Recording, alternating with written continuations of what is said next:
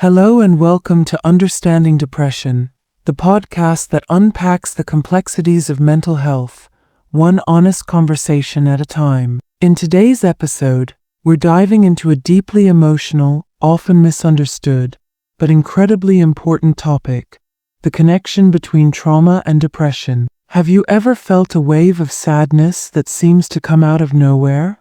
Or struggled with anxiety or numbness, but couldn't quite pinpoint why? Sometimes, the answer doesn't lie in the present moment, but in the past. We'll explore how trauma, especially the kind that isn't always obvious, can quietly shape our emotional world. And most importantly, we'll talk about hope, healing, and the path forward. So wherever you are, take a deep breath, settle in, and let's begin. When people hear the word trauma, they often think of dramatic events: war, natural disasters, violent assaults. And yes, those are traumas. But trauma can also be more subtle. Trauma is any experience that overwhelms our ability to cope. It can be an event, or a series of events, that leaves us feeling helpless, unsafe, or profoundly alone. What's traumatic to one person might not be to another. It's not just about what happened, it's about how it was experienced. A child who grows up with emotionally unavailable parents. A teenager who is bullied relentlessly. A person who goes through a toxic relationship where they're constantly gaslit. All of these can leave psychological scars that are just as real as physical wounds. And when those wounds are left unaddressed, they can become the silent architects of depression. Not all trauma is loud. Some of it hides in the quiet. We often think of trauma as something that happens to us, like a car accident or assault. But trauma can also come from what doesn't happen. The love we didn't receive. The validation we needed but never got. Let's take a look at some examples of trauma that often go unnoticed. Emotional neglect. Growing up in a home where your feelings weren't acknowledged or supported. Inconsistent caregiving, where affection and attention were unpredictable, making it hard to feel safe. Chronic criticism or comparison, being told you're never good enough, or always being compared to others. Shaming experiences, especially in childhood, where self-worth was tied to perfection or obedience. Loss of a loved one without support. Grief that's never processed can leave unresolved emotional residue. These experiences don't always result in immediate breakdowns. In fact, people often function through them, but deep down, they can create patterns of low self-esteem, fear of abandonment, or a chronic sense of emptiness. And these patterns can later blossom into symptoms of depression. The impact of trauma isn't just emotional, it's physical too. It actually changes the way the brain works. Let's talk about a few key areas. The amygdala, our brain's alarm system, becomes hyperactive after trauma. It stays on high alert, scanning for danger, even when there isn't any. The hippocampus, responsible for memory and context, can shrink. This affects how we remember and process experiences. The prefrontal cortex, the part of the brain involved in decision-making and regulating emotions, can become underactive. All of this means the brain of someone with unresolved trauma may interpret the world as unsafe, even in calm moments. It might respond to minor stress with intense fear, sadness, or shutdown. This neurological rewiring is one reason why people with trauma histories are more prone to depression. The brain's natural balance is disrupted, and without healing, that imbalance can persist for years. So, how exactly does trauma increase the risk of depression? First, trauma often instills a deep sense of powerlessness. That feeling of being out of control, of not being able to protect yourself, can linger long after the traumatic event has passed. And when someone lives with that kind of helplessness over time, it can evolve into hopelessness, a core feature of depression. Second, trauma can shatter a person's belief about the world being safe or predictable. This can lead to chronic anxiety, isolation, and emotional numbness, symptoms that overlap heavily with depressive disorders. Trauma also affects our internal dialogue. Many trauma survivors develop inner narratives like, "I'm broken," "It was my fault," "I don't deserve to be happy." These beliefs are like invisible scripts that play in the background, constantly reinforcing low self-worth and despair. And finally, trauma disrupts relationships. When trust is broken, it's hard to let people in. Isolation becomes the norm, and loneliness, as we know, is a powerful trigger for depression. One of the most studied and eye-opening areas of trauma research is the ACE study, or Adverse Childhood Experiences study. It showed that the more adverse experiences someone has in childhood, the higher their risk for physical and mental health issues later in life. We're talking about things like physical or emotional abuse, living with someone who has a substance use problem, experiencing divorce or parental separation, having a family member with mental illness, feeling frequently humiliated, neglected, or unsafe. The results were staggering. People with high ACE scores were significantly more likely to suffer from depression, anxiety, suicidal thoughts, addiction, even heart disease and diabetes. But here's something important. Even if you had a difficult childhood,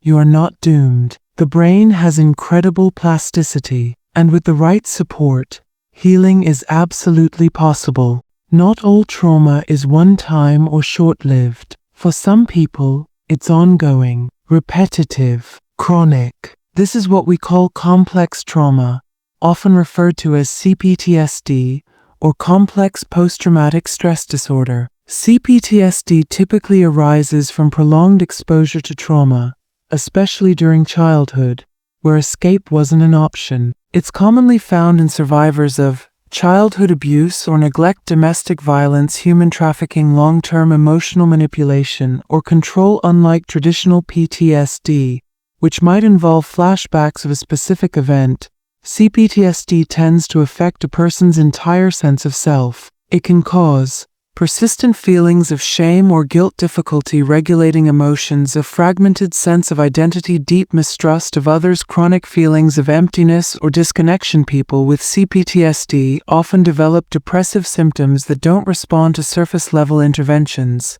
because the root pain is woven into their earliest sense of who they are. Healing from complex trauma requires time, patience, and often professional help. But again, it's never too late to start. You might be wondering, how do I know if trauma is at the root of my depression? Here are some signs to watch for. You overreact to stress, or completely shut down. You struggle with self-worth or feel inherently bad. You isolate. Even when you crave connection, you have trouble trusting others or fear being abandoned. You experience unexplained sadness, guilt, or anger. You avoid thinking about certain times in your life. You feel emotionally numb or disconnected from your body. You work hard to please others. Even at your own expense, you feel like joy is something reserved for other people, not you. None of these signs are proof by themselves, but when they show up together, they can point to unresolved trauma beneath the surface. And naming that truth is the first step toward reclaiming your story. You might ask, why do some people develop depression after trauma, while others don't? That's a powerful and important question. The answer lies in a combination of factors. Genetics. Some people have a genetic predisposition that makes them more sensitive to stress or more vulnerable to mood disorders. Temperament. A naturally sensitive or empathetic temperament can intensify emotional responses to trauma. Support systems. Trauma that happens in isolation is often more damaging. Those with strong support systems tend to fare better. Age at the time of trauma. Trauma experienced during critical stages of brain development, especially early childhood, can have more lasting effects. Repeated exposure. The more frequent or prolonged the trauma, the greater its emotional toll. Cultural stigma. In cultures or families where emotions are suppressed, people might not learn healthy coping strategies, making trauma harder to process. In short, it's not about weakness. It's about circumstance, biology, and environment, none of which are your fault. This understanding can replace self-blame with self-compassion. Now for the part that matters most. Healing is possible. Trauma doesn't have to define your future. Here are a few things that can make a real difference. Therapy, trauma-informed therapy, like EMDR, somatic therapy, or internal family systems, IFS, can help process what your body and mind are still holding on to. Safe relationships. Healthy connection with others can begin to repair the relational wounds that trauma caused. Self-regulation tools, breathing exercises, journaling, mindfulness, and movement-based practices help calm the nervous system. Reframing your story. When you start to see your trauma as something that happened to you, not something that defines you, you begin to take your power back. Compassionate self-talk. Learning to treat yourself the way you'd treat someone you love is a form of quiet, radical healing. Remember, you don't have to do it alone, and you don't have to have all the answers right now. Taking even one small step toward healing is already an act of courage. If you've listened this far, thank you. Truly, talking about trauma and depression isn't easy. It asks us to look at things we may have buried, ignored, or been told to just get over. But facing it, gently, honestly, and with compassion, is the first real step toward freedom. Please remember, you are not broken. You are not too much. What happened to you was not your fault, and healing is not only possible, it is your right. If you've recognized yourself in anything we've talked about today, consider reaching out to someone, a friend, a therapist, a support group. You deserve to be seen. You deserve to be heard. And you absolutely deserve to heal. And for those supporting someone with trauma-related depression, thank you. Your patience, your understanding, your presence. It matters more than you know. Here on Understanding Depression, we believe that knowledge is power. And empathy? Empathy is life-saving. If this episode resonated with you, please consider liking, subscribing, leaving a comment, or sharing it with someone who might need it. Your support helps us reach more people who are struggling in silence, and reminds them they're not alone. You can also explore our other episodes, where we talk about everything from different types of depression to how culture, personality, and even brain chemistry influence our mental health. Let's keep this conversation going. Let's make space for truth, healing, and hope. Until next time, take care of your mind, be kind to your story, and remember, healing doesn't mean forgetting. It means finding a way forward.